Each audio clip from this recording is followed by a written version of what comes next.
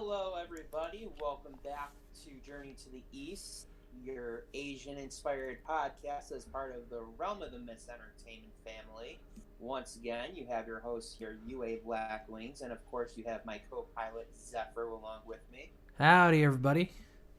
What are we talking about today? Well, something that you and I have always greatly enjoyed, we've rarely had any fights about, but has been making something of a comeback lately. We're going to talk about one of our favorite digital pets, Digimon. Ooh, that's a good topic. That's a really good thing to talk about right now, considering the fact that not only is there a new movie that will be coming to America in a couple of months, but we also have a reboot of the original first season on the air right now. Yeah, actually. And I like it. It's kind of a bit of a soft reboot for Digimon. I would definitely go with a soft reboot, and I do have I like certain aspects of it, but there are a couple of aspects that I am a little bit troubled with. But we're getting ahead of ourselves. We'll get to that in a little bit. First off, for anyone who doesn't know about Digimon, what the heck's wrong with you? Have you been living under a rock for the last 30 years? But aside from that, I figure that we should probably give a little bit of backstory on, its rise in Japan and how it made its way across the big lake. Okay, so that'll probably be my specialty area because I've actually done the research into all of this.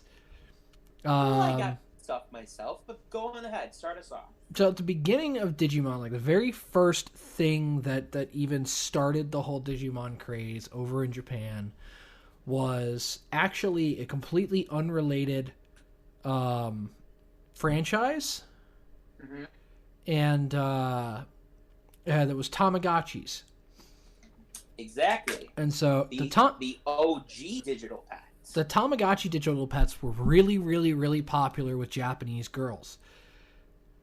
But the Bandai, I believe, is the company that owns Digimon and released the virtual pets originally. Mm-hmm. They might actually own Tamagotchi as well. I don't recall. I'd have to do more research into that. But Bandai wanted a digital pet that appealed more to boys. So they created the Digimon, the digital monster line. And it became known as Digimon as a portmanteau of, I know I pronounced that wrong, so sue me, of digital monster, hence Digimon. And after the success of the digital pets, they released the anime, or at least I think there was a manga in between. There is the manga. I think there was a manga in between first, and then they did the anime. But which honestly kind of surprised me a little bit because I did not know that Digimon had a manga bit on it.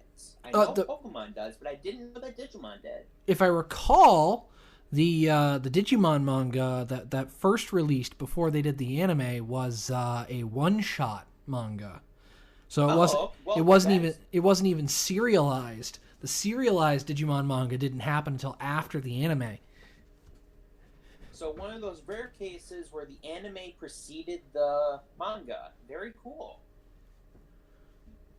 Well, I mean, technically the manga preceded the anime, but it was a one-shot that preceded the isekai that we got for the first anime. And as it turns out, yes, Digimon the anime, the first season counts as an isekai. Fight me. No, I'm not gonna fight you on that. That was more of a challenge for the audience. I had to think about that for a hot second, and I went, no, he's got a point. That first season absolutely does count as being an isekai. But I actually enjoyed the origins of Digimon a lot because it's very parallel to Pokemon. Pokemon's origins, because Pokemon started out as the Game Boy game that exploded in popularity, and then they did the card game and the anime and all of that because there was just Pokemon fever in Japan and all over the world. If I recall, Pokemon Anime's release coincides with the release of the very first Digital Monster Virtual Pets.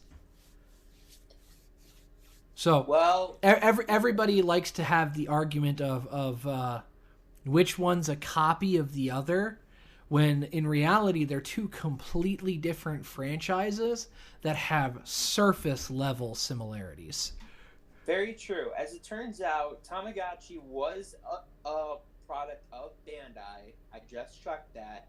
Okay. And if you really want to split hairs, I can do the research on it for you. But both Tamagotchi and Pokemon were released in '96.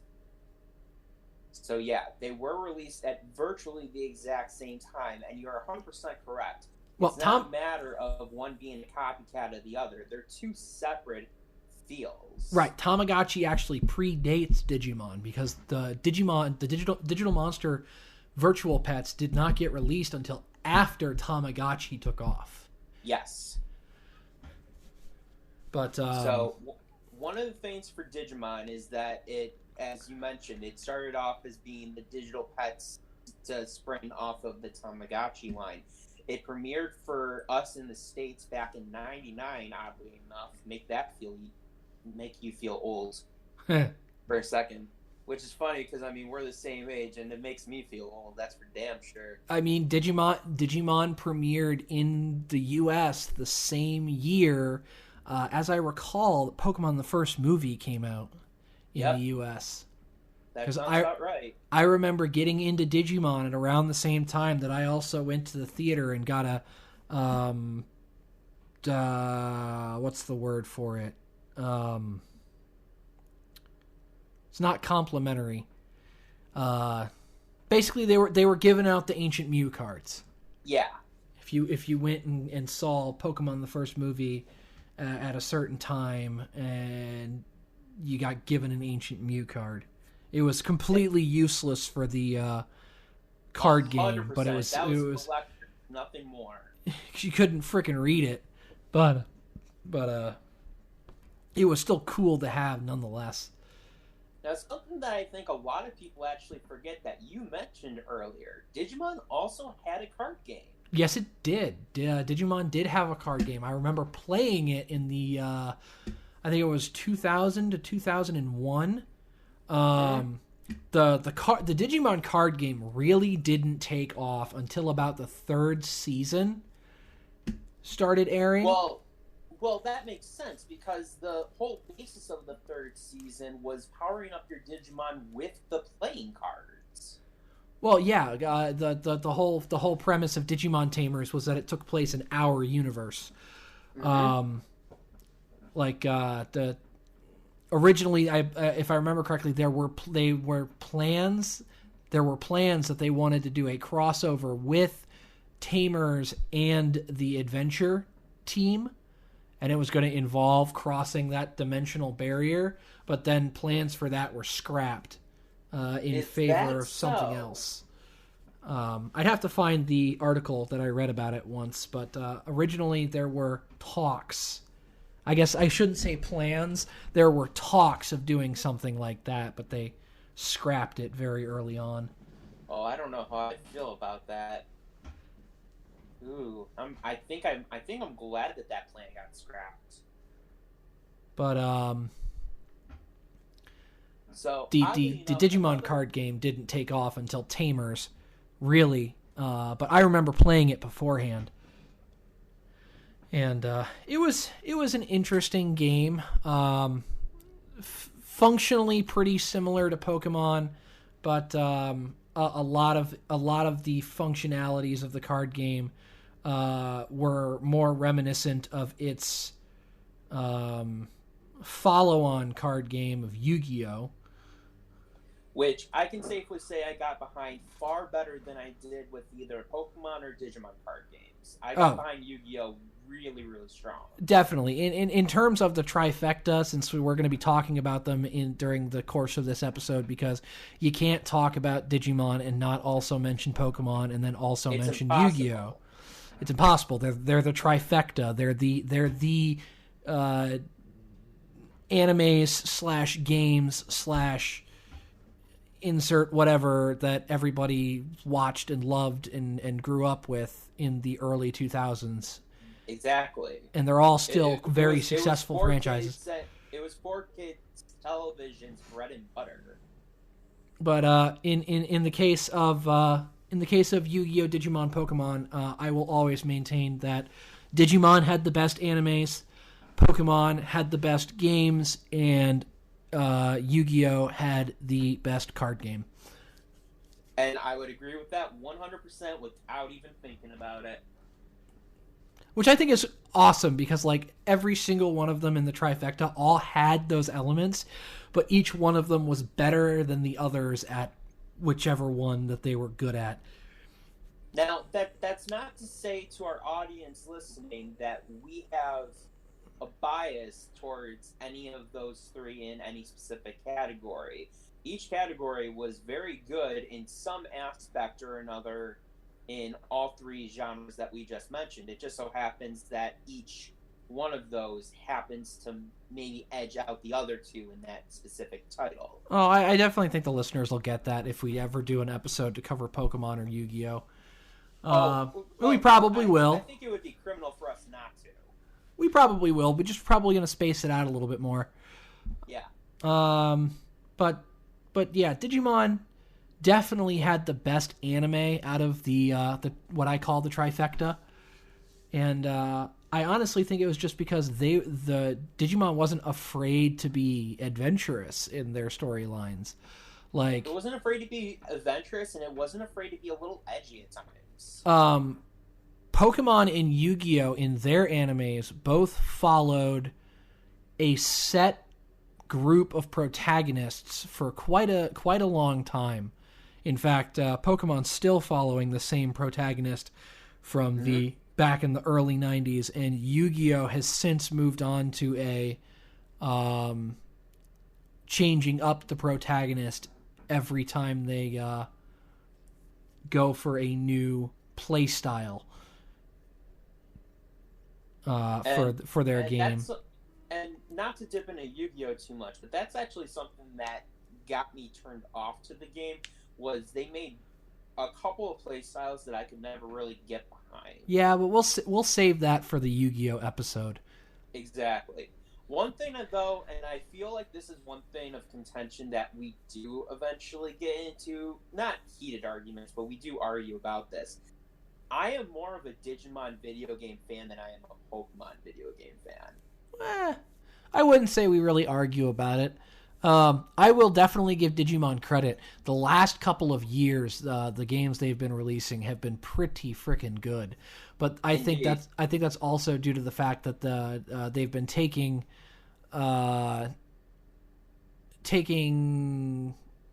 plays out of the playbook of a game series that's very near and dear to my heart, of Persona.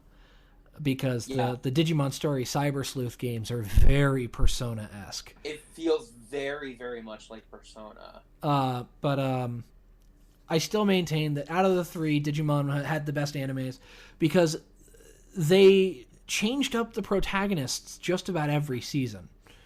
It was, well, with the exception of Adventure 01 and 02... Zero Two, we did have different protagonists that were in the center spotlight, but the original Digidestin were still around. It wasn't until Tamers that we got a brand new set all the way through. But still, Digimon Adventure 02 was a change in the protagonists, much in the same way of like in Mighty Morphin Power Rangers when they passed the powers on to the other new Rangers. Like, It was a cast shakeup that very obviously they were trying to focus on other characters other than the original Digidestined. We only had two members of the main cast that were original Digidestined that got a lot of screen time. Everybody else was cameos, and yeah, they're tangentially related to the plot. True. That was actually the exact comparison I was going to use, was Mighty Morphin Power Rangers. Honestly, it's the closest comparison I can think of, because they did have that changing out the red, black, and yellow Rangers. Well, actually, you could go so far as to say the first 3 seasons of the Power Rangers, between Mighty Morphin to Zeo to Turbo. Similar, yeah, but again, that's an entire other episode. Yeah, exactly. We're getting far too off track here. So, one of the things that really caught my attention, and I didn't figure this out until a couple of years ago, the first Digimon movie to come out was actually a combination of the first 2 movies that were released in Japan. Oh, yeah. And they weren't even, like, feature-length movies. They were, like, 45 minutes long each. Yeah. And it was a combination of Our War Game was the name of one of them. I can't remember what the name of the next one was. Diaboromon. Yes. Diaboromon was Our War Game. And then the second one with Kokomon. Yeah, was, what the heck was that movie called? Oh, I don't want the IMDb page. I want Digimon the Movie Wikipedia, because they will state it exactly. Hold on, I got it. It was Digimon Adventure and Digimon Adventure Children's War Game, or Our War Game. And Digimon Adventure 02, Digimon Hurricane Landing. Yeah, I got Digimon Hurricane Touchdown, and then part 2 was Supreme Evolution, the Golden Digimental. Mentals. All of our friends, friends and fans should keep in mind that the English names of these series are not super consistent, because they're being translated from Japanese. So no. Now, one of the things that, I don't know about you, but it kind of disappointed me for the Digimon movies. The first movie got a lot of coverage. It was done in theaters. It got a lot of mainstream media here in America. But the other movies kind of fell by the wayside a little bit. The ones that got dubbed here in America. Honestly, I think that was just because very early on, Digimon was not doing as well as the Pokemon series for theatrical releases, at least.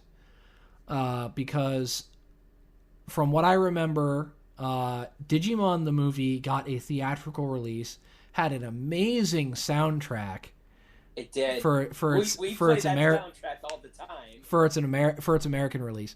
Like any of our fans that aren't in America or have not heard about the Digimon the movie release in the United States need to go look up the Digimon the movie soundtrack for the United States, because they added so many early 2000s and late 90s musical acts to that soundtrack, and it's just amazing. It's like a time capsule. And let me actually build off of that. We recommend that you watch the first movie. That goes without saying. The first movie by itself was fantastic. But that soundtrack made that movie 3 times better without breaking a sweat.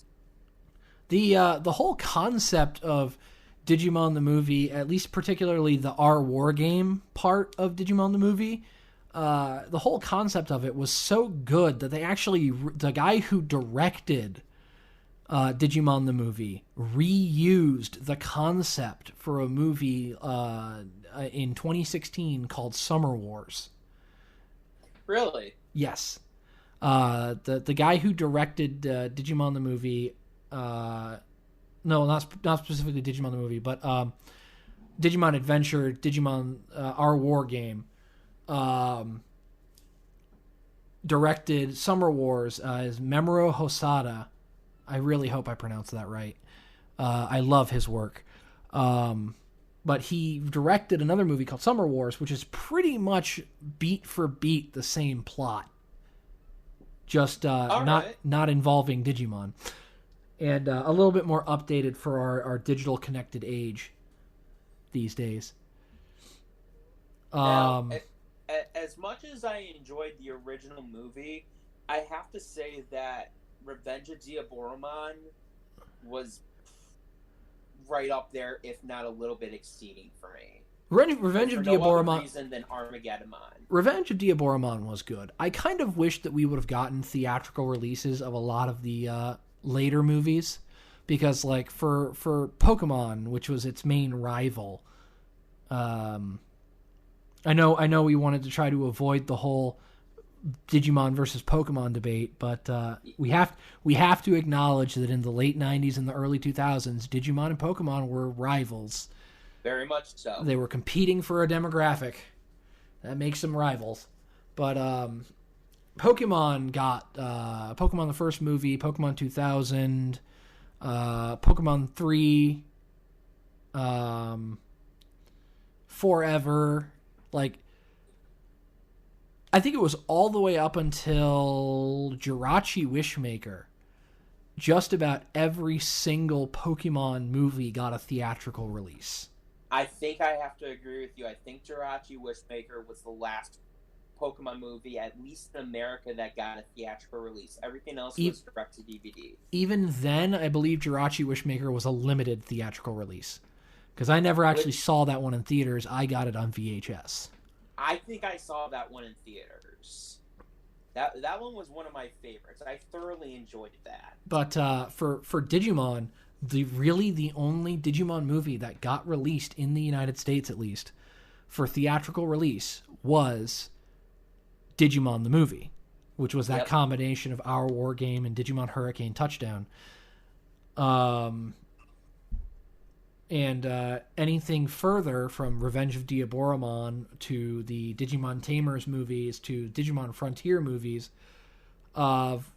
they weren't theatrical releases in the United States, at least. I don't know about them getting theatrical releases in Japan, but I would say probably, because I know that the Tri-Series and this newest movie that came out in February all got theatrical releases in Japan. So I would like to say that the ones that preceded it did the exact same thing. Because Japan is very well known for taking the anime movies that come out, and specifically the anime movies that have gotten great reception from not only the Japanese public, but also from the world public. When they come out with these movies, they make a huge thing about it, and they do the full theatrical release on them. Mm-hmm. I know, at least recently, in the United States, we did get some theatrical releases for the Digimon Adventure Tri movies, but those were limited theatrical releases, and they were in partnership with Fandango, I believe. And that's something that honestly really, really warms my heart, is the fact that the American public have shown such a great love for anime as a whole that theaters are looking at these movies that are being released, see how they're being received in Japan, and say, okay, let's do limited releases of these big movies coming out to take advantage of them. They've done it with, good Lord, I can't even think of all the movies in the last 5 years that got the limited release treatment, and they've done significantly well as a result. American theaters have definitely been making a more of a push to release anime content in theatrical releases in the recent years, which it's kind of the whole point of this show in and of itself, is pointing out all those things coming over from Japan and that cultural exchange, like at least from the lens of Western audiences. Exactly. I know our friend Anvil is pushing for us to do an episode on Toonami, which might actually be a multi-parter because that's gonna be you a can't miniseries. cover that in a single hour episode. Like, that's not going to happen. Not even close. Well, here's the thing: we can cover Toonami, and we can also cover Adult Swim on that with that, and we'd be good for like a solid 3 months worth of content. Well, they do kind of go hand in hand with each other, but yeah, they do. Again, we digress. Absolutely. So let's backtrack a little bit, and let's start off with the seasons of Digimon. So we started off. Go on. So as far as the seasons of Digimon, Digimon again wasn't afraid to mix up everything from season to season. So we had Digimon Adventure and Digimon Adventure 02, which really wasn't that huge of a shakeup from the previous season.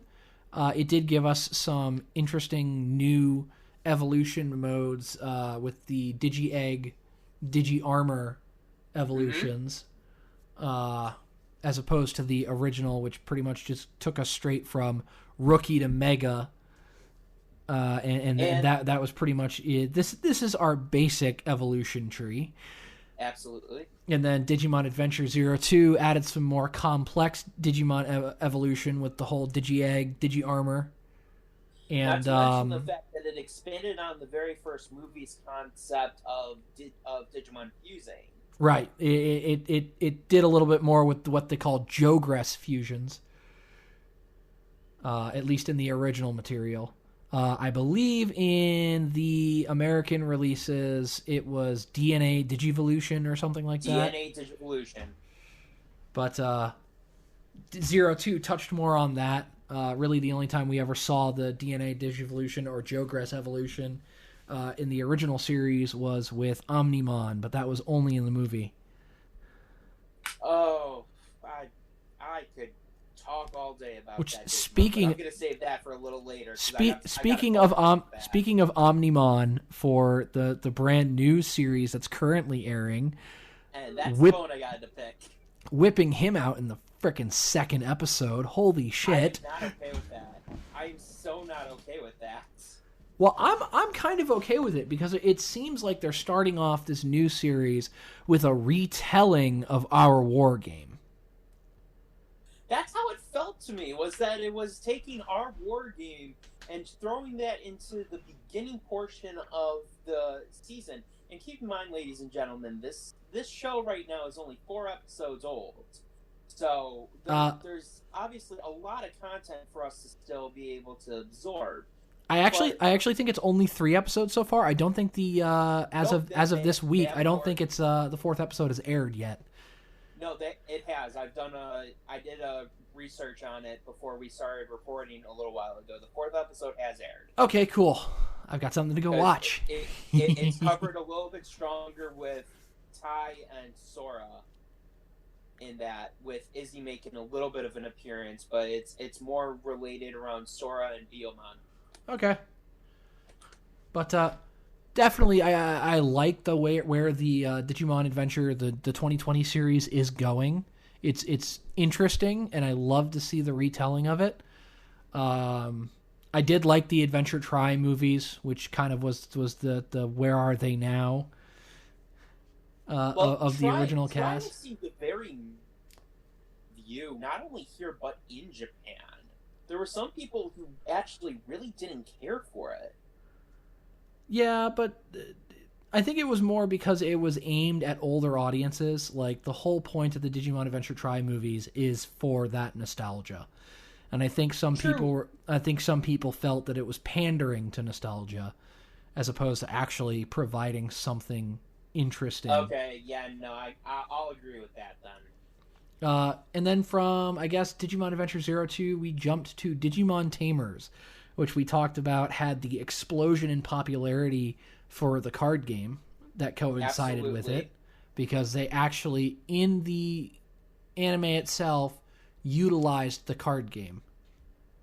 And one of the things that really drew Tamers off of the shadow of 01 and 02, aside from the card game, it spent the entirety of, I would say, the first easy first half of the show's run in the human world instead of the digital world. Mm-hmm. Which really set it apart from the predecessors, which took place almost entirely in the digital world with a couple of bits in the human world. Yep. So that automatically shook things up a little bit. But then we also had the introduction of the... I'm blanking here. What's the Mega Evolution called again? Mega Evolution? Or not Mega, the... Oh no, the Mega Evolution. The fusion between the Digidestin and the Digimon. Huh? In Tamers, when they got to their Mega Evolution... Oh, that's right, because it was their Tamers and them would fuse. Yes. Fuck, I have to look that up. I can't for the life of me remember it, but anyways, we can come back to that in a minute. I will say that season carried possibly the most nightmarish villain for me out of all the seasons of Digimon, and that was the D Reaper. Say again? For me, Digimon Tamer's D Reaper villain at the end of the show's run was probably the most nightmarish for me out of all of the villains, and I'm taking into account my Otismon with that. I could probably go with that, yeah. Tamers definitely was one of the more... treated Jerry in it. Tamers was definitely one of the more dark series. It really was. Digimon Tamers definitely was affected by that early 2000s edgy push that children's media needed to be edgy and awesome, and Digimon Tamers definitely fell victim to that. It really did. And then after Tamers, we had the really... I mean, if we thought Tamers broke the mold, it was Frontier that decided to take that new mold. And I love Digimon Frontier, not only because that opening, but because it is such a great story, and I loved the idea that the Digidestined themselves were the Digimon. It got such a bad rap, though, for that exact reason. And I think that is such a bullshitted reason to dislike the show. Yeah. I love the fact that these kids were able to turn into their digital spirits. I love that. That was a concept that just blew my mind and made me fall in love with it all over again. I mean, the way I viewed it, that I think I've convinced more people of, okay, that's not as bad, is they were all looking at it through the lens of, like, these guys don't have Digimon partners, and the whole point of the Digimon series is, like, friendship and having a partner and being... And I'm like, but, yeah, they don't have a specific Digimon partner, but they're borrowing power from these spirits. And then the whole friendship is all of them as a group. And I mean, that's not to take anything away from the Digidestineds that came before. They also had the companionship of the group along with it, but I definitely feel like Frontier emphasized that, and it had to emphasize that a little stronger. There is actually a fan theory out there that the cast of Digimon Frontier were the original Digidestined that are mentioned in Digimon Adventure. Yes. That was one thing. If anything, for this reboot that is airing right now, if they decide to go along a similar path as the original Digimon 01 did, I hope that they revisit that one snippet and give us a little bit more info, because that has been the biggest tease for the entire show's run for as long as I think anyone can say. Yeah, like I really liked the fan theory that the Frontier team was the original Digidestined. Because of that, they didn't have the Digimon partners. They had the access to the spirits, and I always thought it would have been really cool if, like, the Digimon Adventure had gone to these were the original 10 Digidestined. Here are the spirits that they used for Digivolution and everything, and then that was how like they could have introduced armored Digivolution and all that. Because like, could you imagine Agumon digivolving with the Agunimon human spirit? Oh God, that would have been cool. That would have been amazing. But let's see. After Frontier, we had oh God, Frontier was Data Squad. After Frontier was Data Squad. I couldn't get behind Data Squad. It saved my life, buddy. After Frontier is where I started to fall off the rails. Which is really a shame, because I feel like you would have loved Data Squad off the sole fact alone that the main character is his English voice actor is the exact same voice actor for a character I know you like from Kingdom Hearts. Yes, I'm very aware of who you're talking about here. I have watched a little bit of Data Squad, and I do like Marcus. But the problem that I don't know what my problem was with this. I think it was the fact that it was a different form of Agumon, not going along the regular Digimon Digivolution tree. I think that was my main turnoff for this show. See, I actually liked the fact that Marcus's Agumon had a different Digivolution tree, because it actually made the original Agumon more personal to Tai. Okay, that's fair. I can agree with that. And if anything, it shows the fact that Digimon don't have to go down a set route for how they choose to evolve and grow.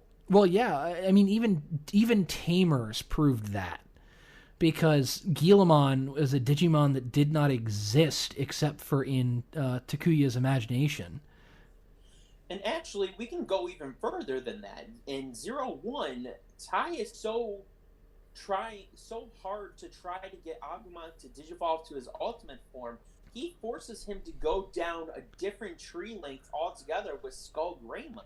Yup. That's actually, like, from the very first series, we learned that Digimon don't necessarily have to follow a set Digivolution chain.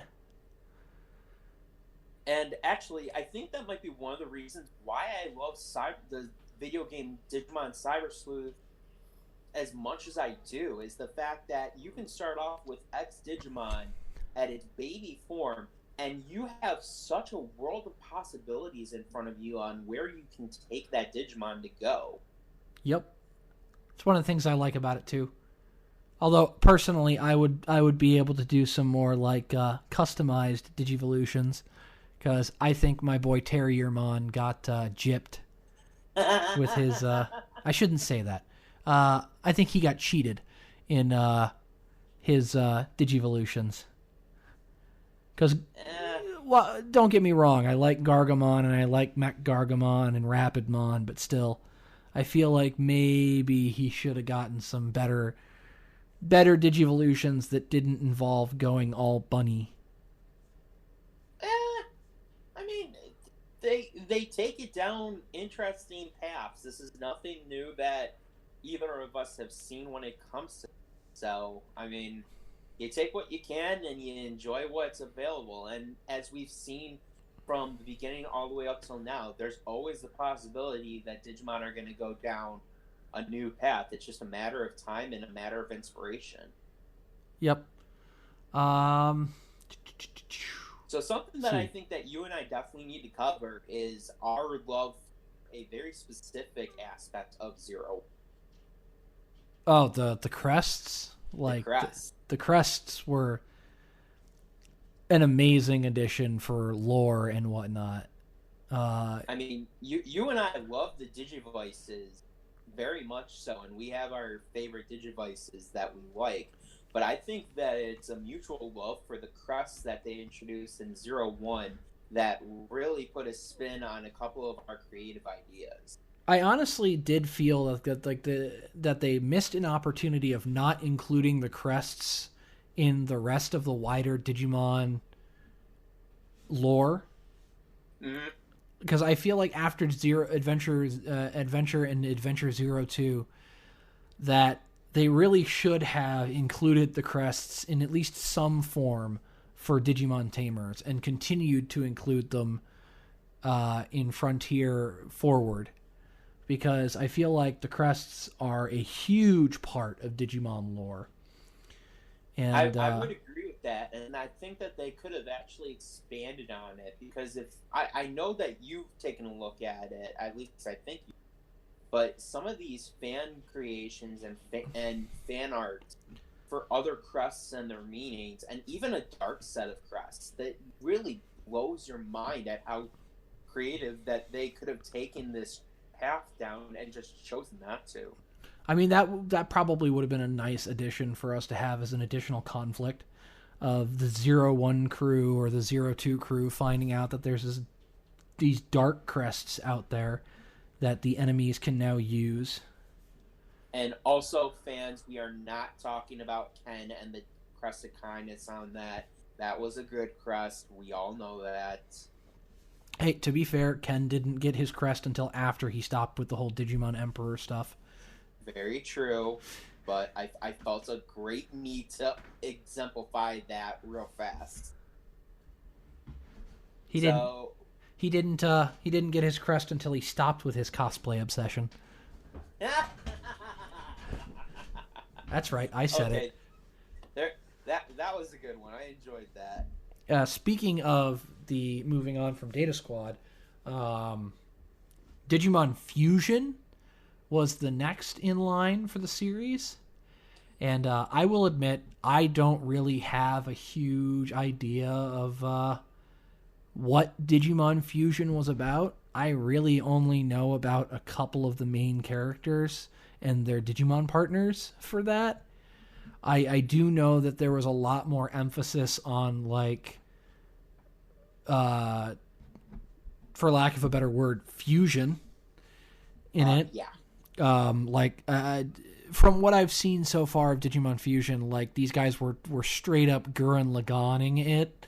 Exactly. Of just sticking Digimon together that have no business being together.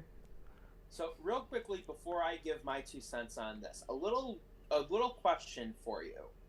What channel did Fusion air on? Do you know? In America? I don't actually know. Digimon Fusion is the only Digimon show that aired on Nickelodeon. Really? Nickelodeon got the rights to it, because Disney is originally the ones that had the right to air it in America, and it aired on their properties. But Digimon Fusion is the first and only one to air on Nickelodeon, and it aired for a few episodes on its core channel of Nickelodeon before Digimon it got shifted over to Nicktoon. Disney didn't originally own the rights to Digimon for distribution in America. The first company that owned the rights for the first 4 seasons was Saban. No, I understand that, but Saban was bought out by Disney. But not until after the 4th season. No, it was the end of season 3. For Saban? Saban's acquisition was, I believe the acquisition by Disney was not until 2004.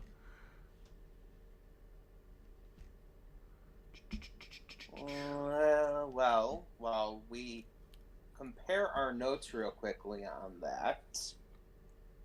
Oh no, apparently on July 23rd, 2001, it was announced the group would be sold to Walt Disney Company as part of the sale of Fox Family Worldwide, Fox Kids Worldwide, now ABC Family Worldwide, by Haim Saban and News Corporation. And on October 24th, 2001, the sale was completed. So yeah, 2001. So they went to Disney right in the middle of Digimon Tamers. Yep. Okay. So after that, between oh dear me, why am I blanking out so bad today? Between Data Squad and Fusion, there was actually a really big gap in that, at least in terms of its production in America, but it still continued to produce relatively streamlined in Japan up until the end of Fusion. And the only thing that really caught my attention in Fusion was two things. One, it really brought to light the introduction of the Royal Knight. Something that was only really mentioned in the video game, specifically in Cyber Sleuth. But it really brought to aspect the idea of the Royal Knights and the fact that there was a Digimon patriarch. There was a Digimon king called King Drazel or Drexel? Drasil. Pardon? King Drasil. It's a playoff of Yggdrasil, which is the which honestly, Norse mythology makes a lot of appearances in the whole background Digimon lore. It really does. A big problem with why the Digimon animes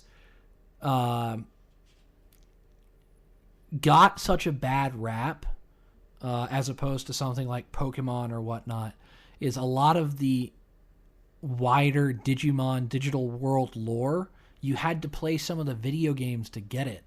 Like the whole Royal Knights and everything really first started appearing in the Digimon World series. Mm-hmm. And you had to play through those games to try and piece together all that lore until they were introduced in certain animes and in games that a lot more people played of the Digimon Story Cyber Sleuth series. Yeah, and I mean, if anything, it really showed the, I don't want to say versatility of the show, because it really didn't, but it showed, it brought out an aspect of the Digimon that we had never seen before, and it showed Digimon that didn't regularly make an appearance, that were only shown during very special occasions, such as Omnimon, Alphamon, Magnavidramon, and the list goes on and on. Mm-hmm. But the other thing that I thoroughly enjoyed about Fusion that almost got my attention to give it a shot, but they never did the dub on it, at least as far as I'm aware. Near the end of the run for it, they brought back several of the original Digidestin. Yes. And it was like a Power Rangers collab. As I recall, 10 years old again, and I thoroughly loved it. As I recall, they only brought back all of the. I guess you could say they were the Courage Crest holders. Are you sure about that? Because I thought I saw Matt in there too.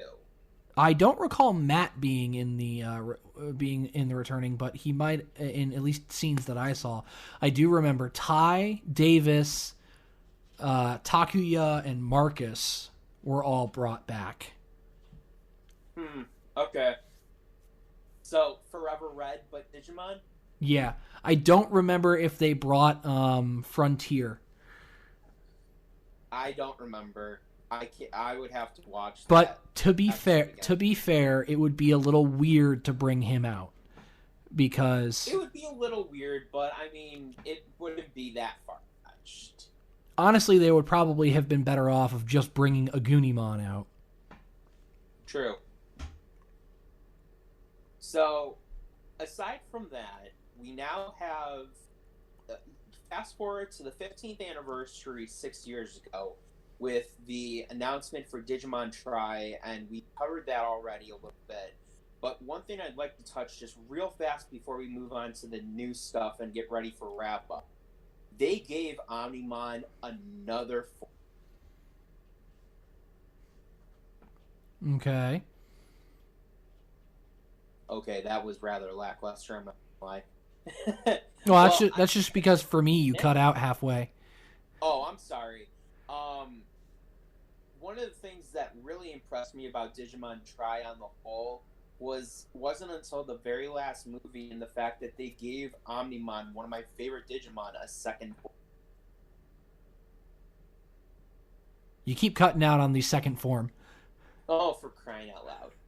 It's like they gave him a second form, and then you go to explain what the form is, and you're cutting out, and it's like this episode really doesn't want you to explain what that second form is. I'm waiting for your input on it. I can't remember the name of the form. I haven't actually gotten that far in the Adventure Try series. I'm still on movie number 4. Spoilers. Say again? I'm still on movie number 4. Okay, in which case, spoiler alert, I apologize, ladies and gentlemen. But going into what's airing now, we have the final adventure movie that's going to be coming out to America in June, direct to DVD, which is supposed to take place 5 years after the events of Try. And essentially, in a nutshell, the Digidestin are growing up and can't have their Digimon anymore. Last Evolution Kizuna. You've got to be talking about that one. Yeah. And the idea, first off, they're going to be premiering a new Digibyte, which I haven't seen yet. But I don't know. I'm going to keep my opinion reserved on that. But am I the only one who feels like they've kind of overdone Adventure just a little bit? I mean, as far as... No, I don't think they've overdone Digimon Adventure, because I feel like it's a proper closure to an arc. And honestly, one of the things they really needed to do for Digimon Adventure was show us how they got to that little snippet that they showed us at the end of 02. Well, the thing that I'm worried about is that they're going to completely disregard that little clip at the end of 02. I don't feel like that they're going to completely disregard it. They might make a little callback to it and do a small amount of retconning, but I do enjoy the fact that the Adventure Try movies and Last Evolution Kizuna is trying to give us that closure of the character's arc, because we were shown those characters as adults. Fair enough. And to show us that and then not expand upon it, of how they got there, just seems a bit like teasing. Well, it wouldn't be the first time that any anime has done something like that to the fan base. But still. True. And then we have the reboot that is going on right now, and we've dabbed around this topic a little bit throughout the entire episode. I'm actually way more excited for where the reboot is going than I am for anything with the whole Digimon Adventure Try or Last Evolution Kizuna. And I feel like that's where most of the fan base is as well right now. Because I like what they're doing with... Because Digimon Adventure came out in 1999. So our technology and the way our world is connected is way different from what it was back in 1999. Yep. And I think that's one of the great things that they're doing with this soft reboot is they're doing the story of Digimon in a more connected world. So, real quickly, out of curiosity, do you think that they're going to introduce Kari as a Digidestin sooner, or are they going to hold off on it? I think they're going to introduce her as a Digidestin sooner in this version. Okay. Actually, one of the things I touched on it at the very beginning of this episode with the Digimon as an Isekai Fight Me. This soft reboot of Digimon Adventure is not actually an Isekai. Because so far they have not had them travel to the digital world yet. They've gone into the internet. Okay, I'm going to just keep my mouth shut and just wait for you to watch episode 4 then. Like I said, so far they haven't ventured into the digital world. Once they actually hit the digital world, but even so, after that point, it'll be a stretch to consider it an isekai, because in the original Digimon Adventure, they were stuck in the digital world and had to find their way home. I think from the very get-go of this one, it's just going to be, hey, there's this whole other world that we can reach. because we have Digivices. Now, I think that's where it's going to stay for this version. I don't know if they end up getting stuck. I will maintain that it's an isekai. If they don't get stuck, then this particular version's not quite an isekai. Okay, no, I would agree with that then. I am curious about your opinion though, real fast before we wrap up. The Digimon Digivolution cycle that we've seen is still with the Digivices, but we get to actually see their crest in the Digivice as they're digivolving from Rookie to Champion. Do you feel like they're going to have a huge feel with the crests themselves in this reboot, or is it going to just be a symbolized thing? I feel like there's actually going to be a lot more to the crests in this reboot. Because they've already shown us the crests and everything attached to each person. So I feel like there's going to be a lot more to the crests, and we're actually going to get some more lore pertaining to the crests in this version. All right. Well, we're going to have to wait and see as they slowly bring out this new version for us. They haven't done anything with the dub yet, which isn't surprising considering today's present climate and all that. It's put a little bit of a damper on English dubs and simulcasts. Yeah. But I mean, if you're one of those people like Zephyr here who enjoys watching things subbed, definitely recommend it. Give it a shot and enjoy. Yeah, I wouldn't say whether I enjoy one or the other, but I am definitely one of the kind of person that will just watch it in whatever format it is. Absolutely, fair enough, man. And with that, we are coming up relatively close to our cutoff point. So, Zephyr, why don't you tell everybody where we can find you? You can find me at Press A Gaming, of which I am the host, and then you can also find me here, Journey to the East, at which I am your co-host. And also look forward to seeing me and some other individuals, Yué included, on our Sounds Dicey channel. We're bringing back Chronicles of the Lost Realm, and it's going to be a fun time. Definitely check that out. Yeah, as long as our DM decides not to do Rocks Fall from the Sky, everyone dead in the first 30 seconds. Oh, please. He's more fun than that. And on that note, just as a little tease, our DM would happen to be the all-consuming flame of gluttony, Anvil.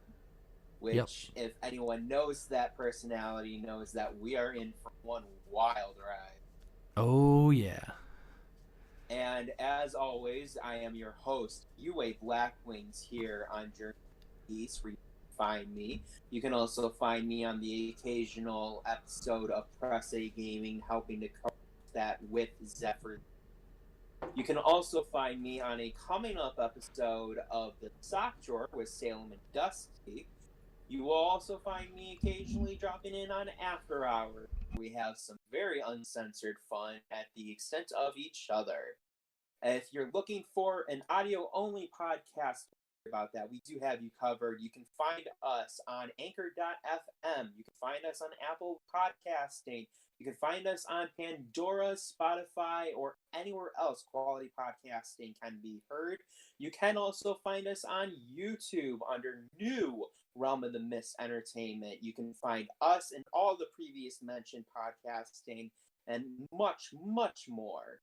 And as Zephyr had mentioned, you can also find the both of us and a couple more personalities from Realm of the Mist on the brand new launch of Criminy. Chronicles of the Lost Realm. Thank you. I was on such a roll that I lost myself. Chronicles of the Lost Realm on Sounds Dicey Gaming. You can also listen to us do those episodes live on Sound Dicey's Gaming Twitch channel, the description of which will be located down below. And as always, ladies and gentlemen, thank you for coming along on this journey to the east with us. I am Yué Blackwings. We will see you next time.